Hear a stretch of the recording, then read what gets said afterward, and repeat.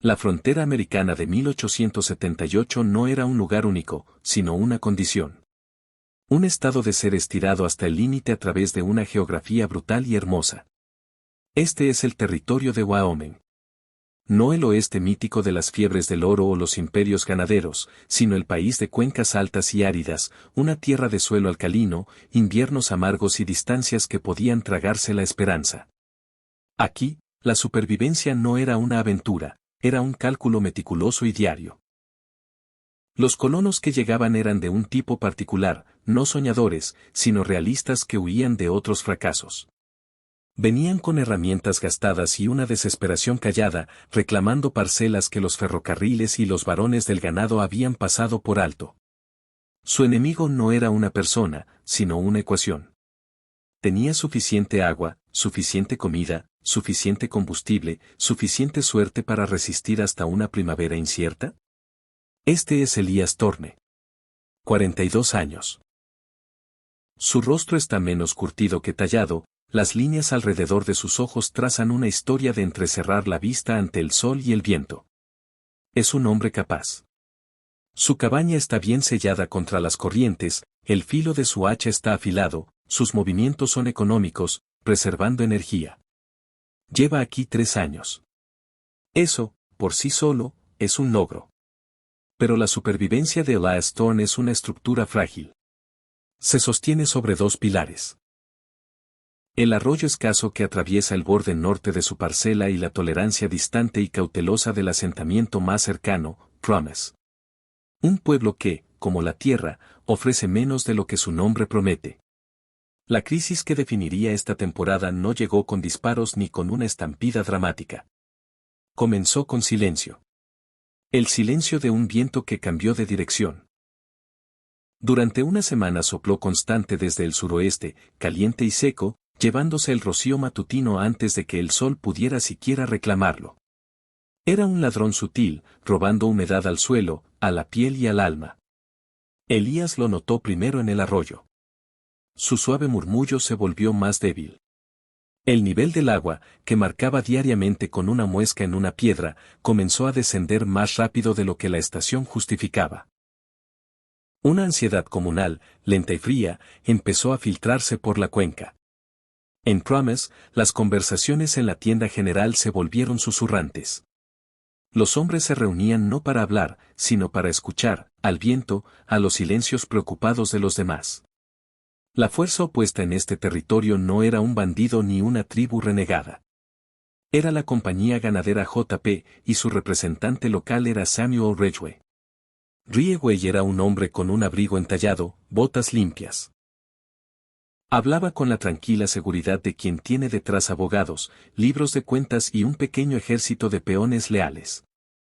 La marca JP estaba en más cabezas de ganado que las estrellas del gobierno en el cielo de Wyoming, y su reclamo sobre el pastizal se imponía mediante presión económica y posición social.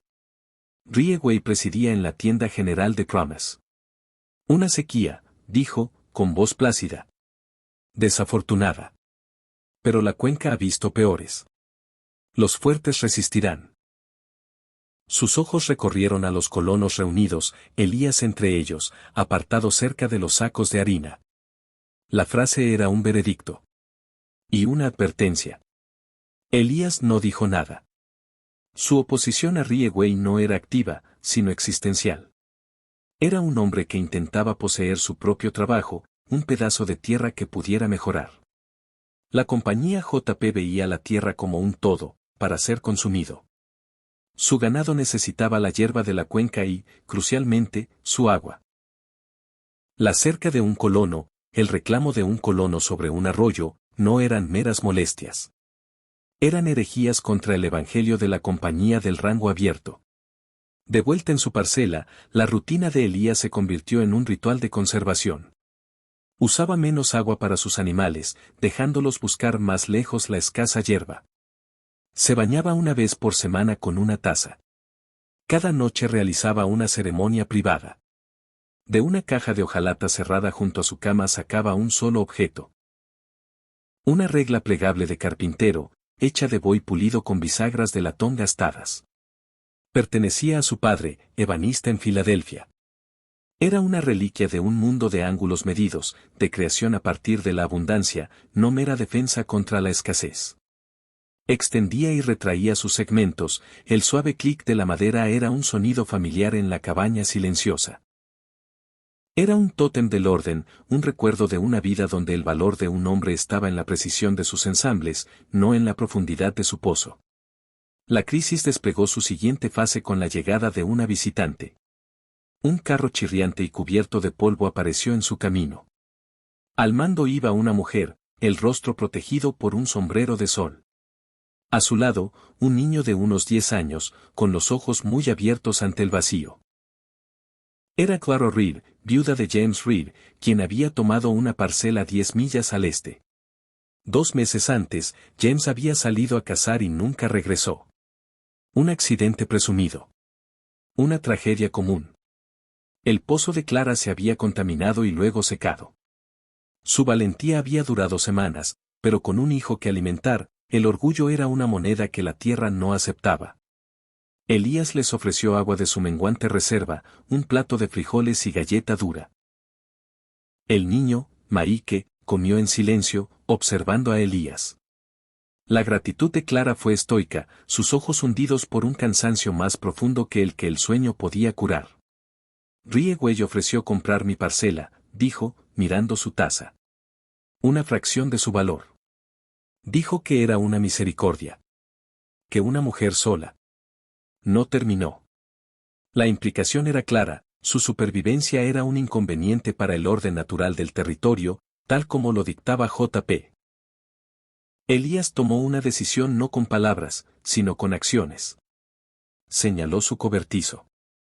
Pueden refugiarse allí. Por un tiempo. No era mera caridad. Clara era capaz. Había visto el estado de su carro, el arnés remendado. Su presencia significaba otro par de manos, otra mente trabajando en el problema de la supervivencia. También significaba otra boca que alimentar, otro reclamo sobre su agua. El cálculo se había vuelto más complejo. Un vínculo, en un lugar así, no nace primero del afecto, sino de la necesidad. Una vigilancia compartida. Elías encontró a Clara una noche en el arroyo, no recogiendo agua, sino mirando la orilla fangosa. Señaló un revoltijo de huellas de pezuñas, más profundas y numerosas de las que sus 2 caballos podían hacer. Vienen de noche, dijo en voz baja. Ganado de J.P. Han encontrado tu agua. Esta era la capa más profunda del conflicto, ahora evidente. La sequía no era solo un desastre natural. Era un catalizador para una guerra silenciosa de desgaste. El ganado de la compañía, empujado por la sed y guiado por jinetes que miraban hacia otro lado, pisoteaba lentamente las orillas de los arroyos de los colonos, ensuciándolos. Los vaciaban hasta convertirlos en lodo. Era una presión aplicada no con armas, sino con pezuñas. Una forma de dejar que la tierra misma expulsara a los indeseados. Esa noche, Elías se sentó en su porche, la regla plegable en la mano. El clic-clic de sus articulaciones era más rápido, agitado. Enfrentaba un triángulo moral. Proteger su agua y arriesgar un enfrentamiento directo, y probablemente perdedor, con J.P. Compartir libremente la menguante reserva con Clara y su hijo, acelerando su ruina colectiva. O considerar lo impensable, vender su parcela a Riegüey, tomar el carro de Clara y abandonar el terreno duramente ganado de 3 años. El viento seguía soplando del suroeste. A lo lejos, un coyote aulló. Más cerca, desde el cobertizo, se oía el suave y constante sonido de Clara cantando para dormir a Marique. La melodía era un hilo frágil de humanidad en la vasta e indiferente oscuridad de la cuenca. Elías cerró la regla con un clic final y decisivo. No había sobrevivido tanto tiempo siendo imprudente. Tampoco siendo cruel. Una línea había sido cruzada, no por una persona, sino por un rebaño. La pregunta ahora no era solo cómo resistir, sino qué defendería y qué desataría esa defensa. Pausa. Se oye el viento que se intensifica. La presión, en la frontera, no rompía, comprimía. Endurecía la resolución o aplastaba el espíritu. Para Elias Thorne, el descubrimiento de la intrusión del ganado fue el punto de inflexión. La amenaza abstracta de la sequía había encontrado su agente. La ecuación de la supervivencia ahora incluía una variable de conflicto humano. No puso guardia. No cabalgó a Promise para confrontar. En cambio, Elías comenzó una nueva rutina más enfocada. Al amanecer, recorría el perímetro de su parcela, especialmente las orillas del arroyo. En un pequeño libro de cuentas, usando un cabo de lápiz, empezó a documentar. Anotaba el nivel del agua en su piedra marcadora. Dibujaba las nuevas huellas de pezuñas, su tamaño, profundidad, cantidad. Mapeaba los senderos de hierba aplastada que llevaban ahí desde su agua. Esta fue su primera adaptación. Luchaba contra la compañía JP con la única arma que realmente poseía, su naturaleza meticulosa. La regla, herramienta de creación, se convirtió ahora en instrumento de evidencia. De protesta. Era una declaración callada y obstinada de que su parcela no era solo tierra, sino un hecho medido y registrado. Clara lo entendió sin necesidad de explicación. Asumió más de las tareas diarias de subsistencia, cuidar el jardín luchador, remendar, vigilar a Maike. Esto le dio a Elías tiempo para sus patrullas.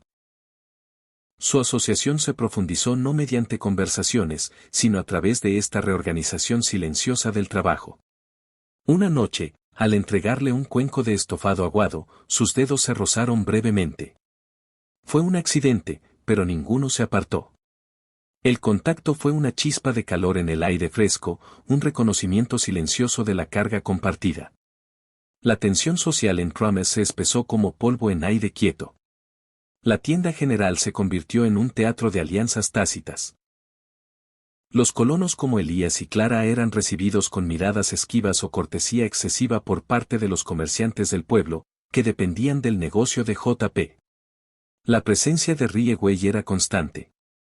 Compraba grandes pedidos de provisiones, su dinero era una fuerza tangible en la pequeña economía, un recordatorio de donde residía realmente el poder.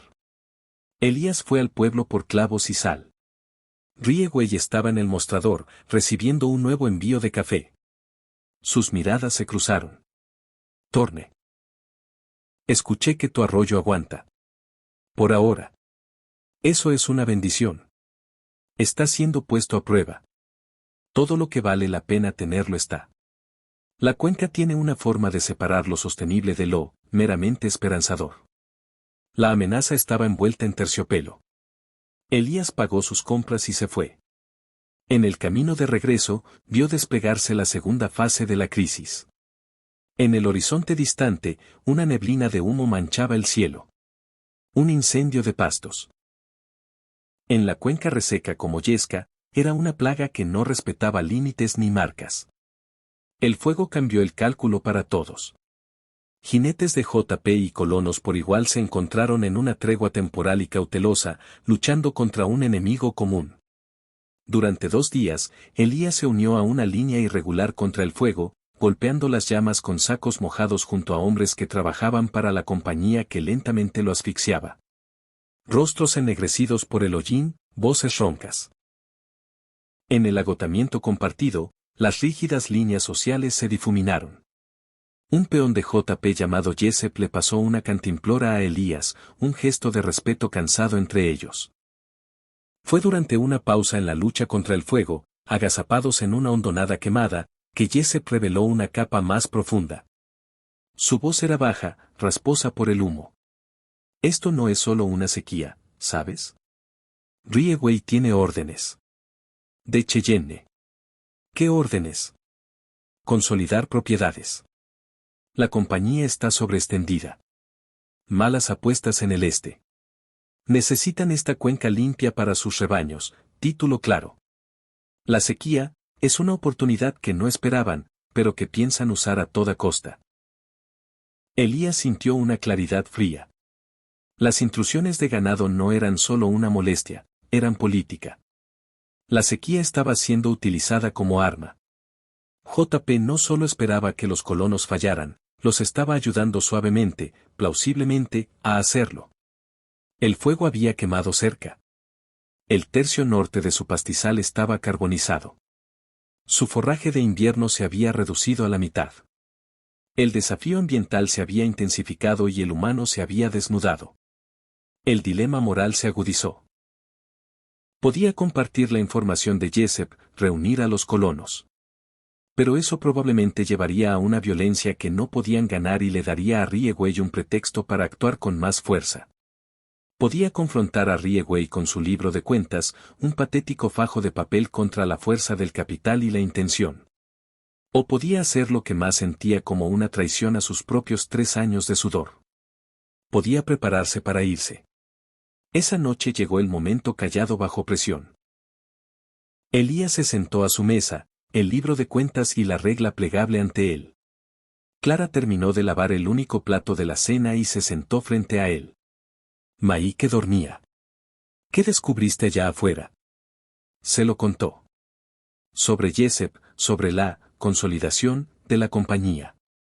Ella escuchó, su rostro inmóvil. Entonces esperarán a que el arroyo se seque, o encontrarán otra forma. Siempre hay otra forma. Ella extendió la mano por encima de la mesa, no hacia la suya, sino hacia la regla. Él la dejó tomar. Ella pasó los dedos por la madera suave, luego la extendió completamente, la fina varilla abarcando el espacio entre ellos. Mi padre era agrimensor. Decía que una línea solo significa algo si 2 personas acuerdan dónde está. O si uno es lo suficientemente fuerte para mantenerla. Ella retrajo la regla y la dejó sobre la mesa. El gesto era una pregunta. ¿Qué eres lo suficientemente fuerte para mantener, Elias Thorne? Elías tomó su decisión. No huiría. Todavía no. Tampoco lucharía abiertamente. Construiría. Si la estrategia era el desgaste, su respuesta sería la resiliencia. A la mañana siguiente comenzó un nuevo proyecto. Usando lo último de su madera decente, empezó a construir una pequeña presa y un depósito excavado 100 yardas aguas arriba de su cañada principal. Era un intento desesperado y agotador de capturar y retener cada gota de escorrentía, de crear un colchón contra las incursiones nocturnas del ganado. Clara e incluso Maike trabajaron junto a él, moviendo tierra y rocas. Era una declaración. Se estaban atrincherando. Medían su vida restante aquí no en días, sino en pies cúbicos de su propio trabajo. Una semana después de empezar a cavar llegó el tercer desarrollo. No vino de JP, sino del cielo. El viento, por fin, cambió. Giró hacia el este y en pocas horas nubes pesadas y oscuras se reunieron con una rapidez casi bíblica. Las primeras gotas frías cayeron, levantando pequeñas nubes de polvo del suelo reseco. Luego el cielo se abrió. Se quedaron bajo la lluvia, Elías, Clara y Maike, dejando que el torrente los empapara, riendo con un alivio que rozaba las lágrimas. Durante unas horas, el arroyo volvió a correr fuerte y orgulloso. Su nuevo depósito empezó a llenarse. Pero la tierra, demasiado tiempo hambrienta, no pudo absorber tan repentino regalo. La lluvia cayó más rápido de lo que la tierra dura podía beber. Por la mañana, la crisis había mutado. El arroyo era un torrente furioso y fangoso, amenazando con socavar sus orillas. Y la escorrentía de la zona quemada y desnuda al norte trajo un nuevo horror, una pared lenta y reptante de lodo y ceniza que avanzaba hacia su presa a medio construir. Elías se paró al borde del agua, observando el avance destructivo. Su presa, su frágil respuesta a la presión de la compañía, ahora estaba amenazada por la indiferencia de la naturaleza. El agua que habían rezado por recibir estaba aquí, pero en una forma que podía arrasar todo lo que habían construido. La pregunta que avanzaba ya no era sobre defenderse del hombre o de la sequía. Era sobre adaptarse a un nuevo peligro fluido. ¿Podría canalizar esta fuerza caótica o completaría el trabajo que el ganado de Riegway ya había comenzado? Pausa. El sonido cambia a un rugido bajo y rechinante de agua. La frontera no ofrecía alivios simples. Una bendición podía convertirse en maldición con el giro del viento. La lluvia que acabó con la sequía ahora amenazaba con borrar por completo la parcela de Thorne. La supervivencia exigía no solo resistencia, sino una ingeniosidad desesperada y fluida. Elías no dudó. El aliviadero gritó por encima del rugido. Habían cavado un canal poco profundo como medida de seguridad, pero estaba lejos de ser lo suficientemente ancho o profundo para esto. En ese momento, la jerarquía social de la parcela se disolvió por completo. Elías agarró un pico. Clara tomó una pala. Incluso el pequeño Maíque empezó a arrastrar piedras más pequeñas, su rostro una máscara de concentración feroz. Este era el vínculo, forjado ahora no en momentos tranquilos, sino en un esfuerzo compartido y frenético. Hablaban en palabras sueltas, aquí. Palanca. Ahora. Sus cuerpos moviéndose en una danza sincronizada de desesperación. La regla plegable, aún en el cinturón de Elías, fue olvidada. Esta era una lucha medida en músculo y minutos. Justo cuando el borde delantero del lodo ceniciento tocó la base de la presa, su canal ensanchado resistió. El agua sucia encontró el camino de menor resistencia, abriéndose paso furiosamente por el aliviadero, pero perdonando la estructura principal. El depósito, ahora lleno de agua marrón revuelta, se mantuvo. Habían convertido, mediante puro esfuerzo, una fuerza destructiva en un recurso almacenado. Se quedaron allí, jadeando, empapados hasta los huesos, observando su victoriosa suciedad. Clara miró a Elías, el agua de lluvia corriendo por su rostro. Una sonrisa tenue y agotada tocó sus labios. Era la primera sonrisa real que él le había visto. En ese momento, valía más que un arroyo claro. Pero el respiro fue breve. La tormenta había remodelado el paisaje físico y pronto remodeló el humano. 2 días después, un jinete se acercó. No era un peón de JP, sino Tom Crenshaw, un colono del extremo sur de la cuenca. Su rostro era sombrío. Su pozo estaba seco, su esposa enferma y el fuego se había llevado su leña de invierno. Venía a intercambiar trabajo por agua.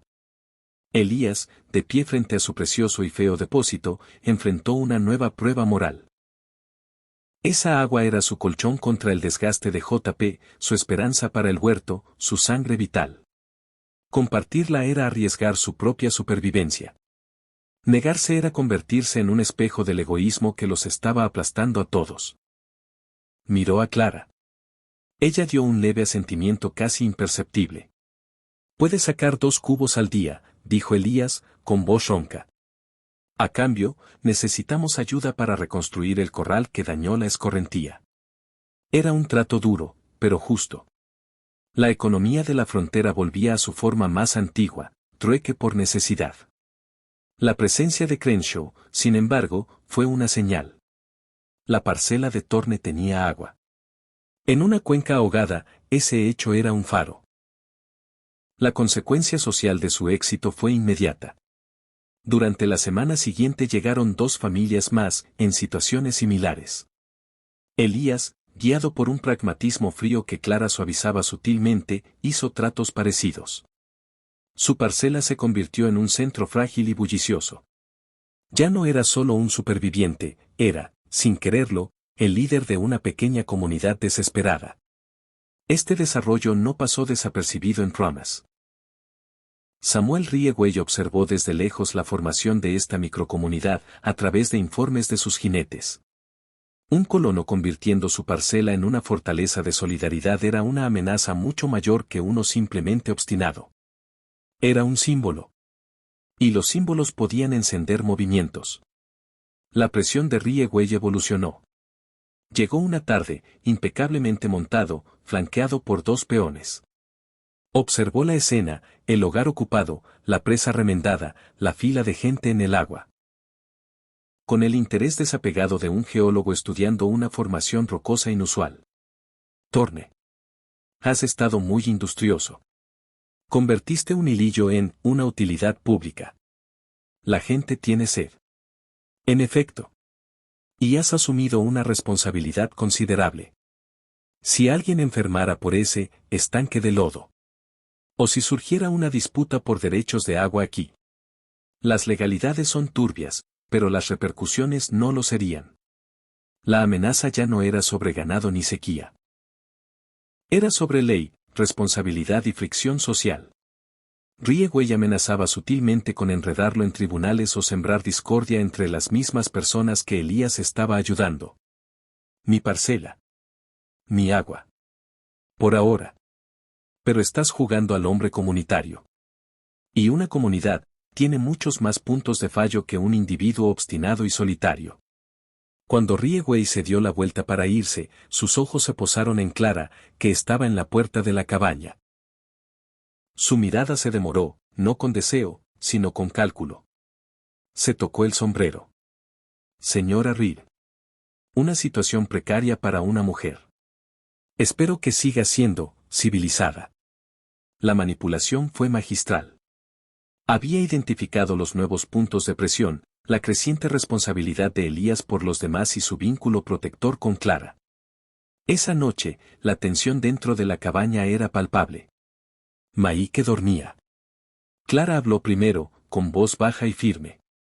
Los enfrentará entre sí. O contra ti. Un rumor sobre acaparamiento. Una promesa de un mejor trato a una familia. Lo sé. No podemos alimentar ni proteger a todos, Elías. Simplemente no podemos. Él sabía que tenía razón. Su elección moral de compartir había creado una trampa práctica. Tomó la regla plegable de la mesa. La extendió, la madera segmentada alcanzando el espacio entre ellos. Mi padre solía decir que esto servía para encontrar lo verdadero, dijo. No solo para medir longitud. Para encontrar la línea recta en un trabajo torcido. La miró. ¿Cuál es la línea verdadera aquí, Clara? Ella colocó su mano sobre la de él en la regla. La conexión fue sólida, cálida. La línea verdadera, dijo, es mantener a Maike a salvo. Y a ti vivo. Cualquier cosa que no sirva para eso, no es verdadera. Sus palabras fueron una clarificación callada y desgarradora. El vínculo romántico, nacido del sufrimiento compartido, se había solidificado en una asociación feroz y protectora. Pero era una asociación que ahora debía hacer un cálculo brutal. La resolución no vino de una lucha dramática, sino de un sacrificio personal y silencioso. A la mañana siguiente, Elías llamó a las familias reunidas. Se paró frente a ellos, la regla en la mano, no como arma, sino como símbolo de medida. Esta agua no durará si la usamos todo el invierno. Y Riegway no permitirá que esto continúe.